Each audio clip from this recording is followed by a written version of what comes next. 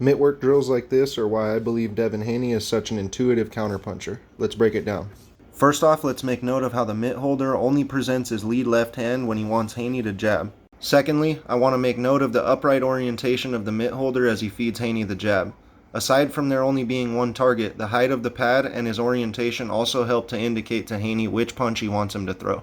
This allows him to simply present both hands when he wants Haney to throw the jab cross without even having to call it out, which makes reacting when presented with an opportunity to land as intuitive as possible. Now that the combo has progressed a bit, let's observe again the orientation of the mitt holder. Notice that he's abandoned the original upright orientation he had when calling for the jab and the jab cross. He's done so by stepping forward with the lead foot and slightly squaring his shoulders to Haney. This positional change indicated to Haney that something new is coming. In this case, the mitt holder chooses the lead hook. Again, just like with the jab and the jab cross, the height, orientation, and number of mitts presented help Haney to know what to throw. Almost immediately after Haney lands the hook, the padman is presenting to him the rear hand for an uppercut, while simultaneously using the low-hanging lead hand to indicate to Haney that there's a body shot coming that he needs to defend before the uppercut. Of course I can't know for sure, but as a coach who tries to add in subtle cues and indicators such as these wherever possible with my own students, I believe that their goal here was to use this portion of the combination as their main measure of whether or not Haney was reacting appropriately to the openings he would be presented with in the Kambosos fight, intending to defend against something like this. Choosing to shoot a punch from the same side that you just defended from is what I call an unimpeded counterpunch, because your opponent's hand can't possibly get back in time to defend. Notice how the mitt holder checks Haney's rear hand after throwing the uppercut to ensure that he's defending properly.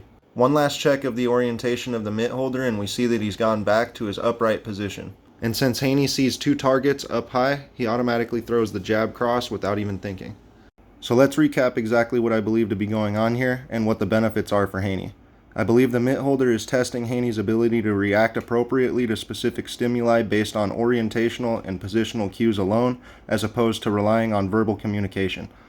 This helps Haney to react more immediately when presented with openings, and maybe even more importantly, helps to ensure that he chooses the right punches and defenses for the range and orientation he's presented with.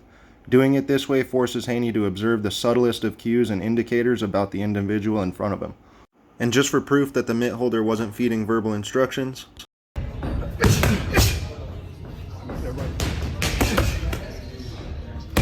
before I end the video, I just wanted to say thank you to each and every one of you who's taken the time to watch, like, comment, share, and subscribe. Support for the channel has been overwhelming, and it really means the world to me. So if you haven't already, and you've been enjoying the content, I would really appreciate if you would subscribe with the bell notification on so you don't miss out on future videos. Peace out, guys.